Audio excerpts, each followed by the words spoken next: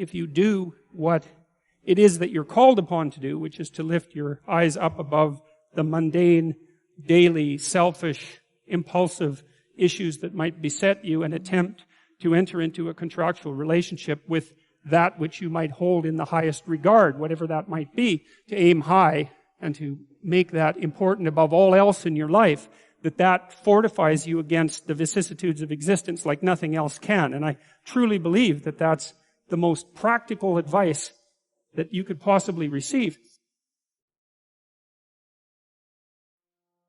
The way that you fortify your faith in life is to assume the best, something like that, and then to act courageously in relationship to that. And that's tantamount to expressing your faith in the highest possible good. It's tantamount to expressing your faith in God. And it's not a matter of stating, well, I believe in the existence of a transcendent deity, because in some sense, who cares what you believe? I mean, you might and all that, but that's not the issue. That's not the issue. The issue, it seems to me, is how you act.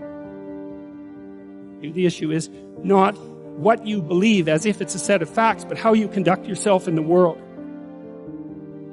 The purpose of thinking is to let your thoughts die instead of you. It's a brilliant notion, and so the idea is something like,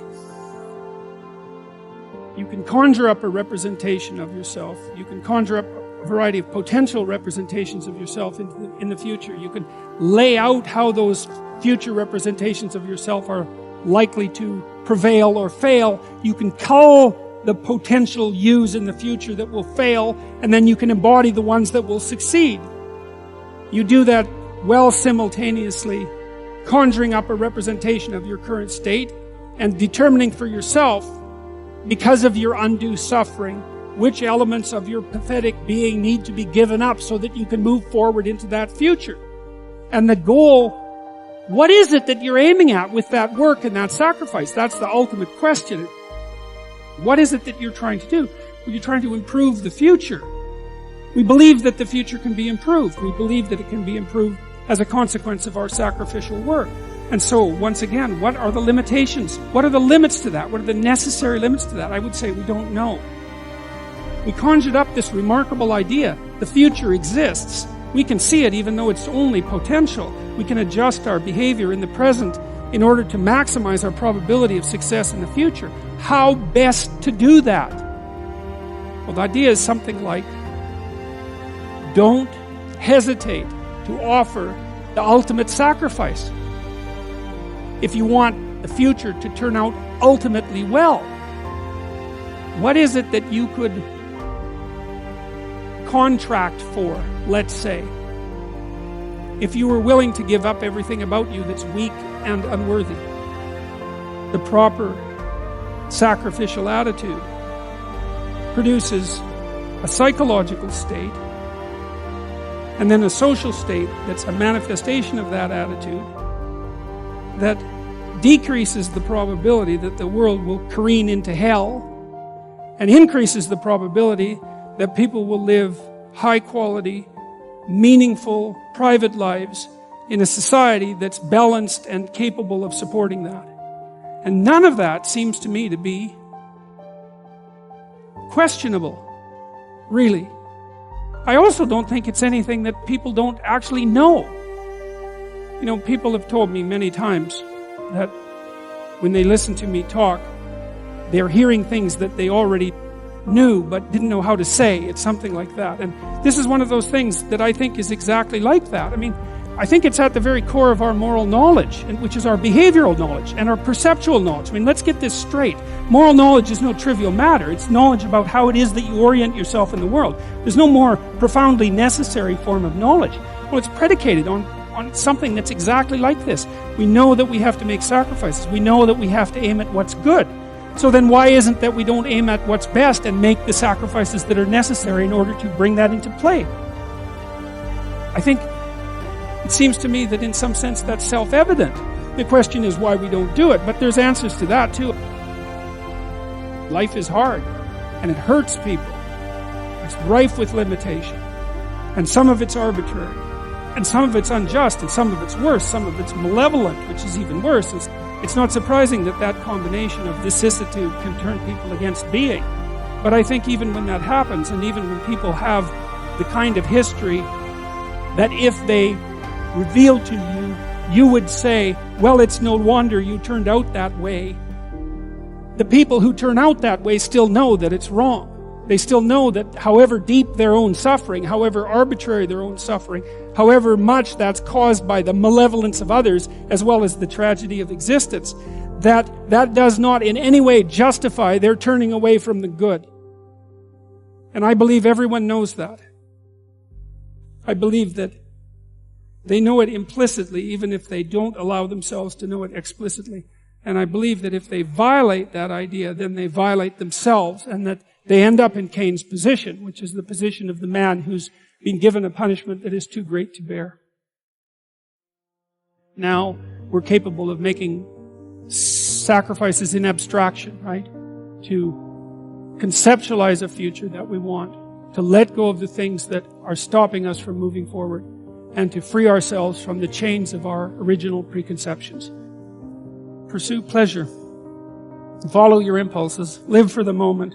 Do what's expedient. A mountain is something you have to climb, and you have to climb to the pinnacle of a mountain. And then the mountain is up, right? And the mountain stretches up to heaven, and it's a long journey to specify the right place on the highest pinnacle.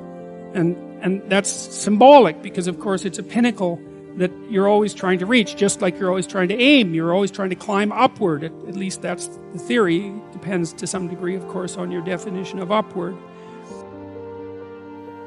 You're supposed to, again, to act out the highest good of which you're capable. Now that'll transform your life to some degree into an archetypal adventure.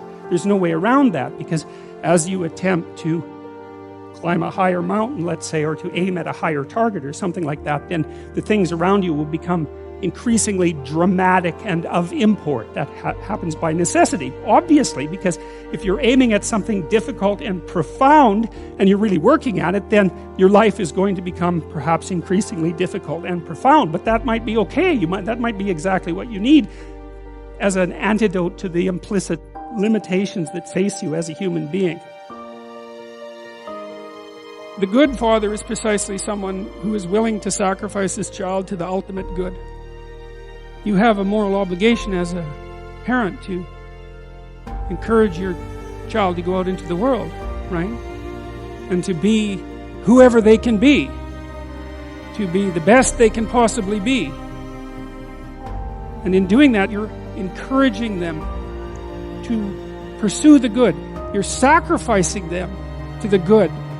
You're not keeping them for yourself selfishly. You're telling them that they can go out and live their life and live it properly. You don't want for your son what it is that you want for him. You want for your son what would be best for him and for the world. And you let go in precise proportion to your desire to have that happen. When you have an infant, you do everything for the infant, because the infant can do nothing for him or herself. But as the infant matures and is increasingly capable of doing things for him or herself, then you pull back, right? You pull back, and every time the child develops the ability to do something, you allow them or encourage them to do it, and you don't interfere. So if your child is struggling getting dressed, well, obviously there's some times that you help them, but mostly you let them learn so that they can know how to do it in the future. That's better for you, and it's certainly better for them. There's a rule if you're working with the elderly in an old age home, and the rule is something like, don't do anything for any of the guests, let's say, that they can do for themselves, because you compromise their independence. And so as a mother, you pull back and you pull back, and you let your child hit him or herself against the world, and you fail to protect them. But by failing to protect them, you encourage and ennoble them to the point where you're no longer necessary. Now, they may still want to see you, and it would be wonderful if that was the case, but the point is that you're supposed to remove yourself from the equation by encouraging your child to be the best possible person that person can be. And you sacrifice your desires, all of your desires, to that, your personal desires, even your desires for your child in relationship to you. Because you want them to move forward into the world as a light, right? As a light on a hill. That's what you want, if you have any sense. And so you don't get to keep your children at home because you need them.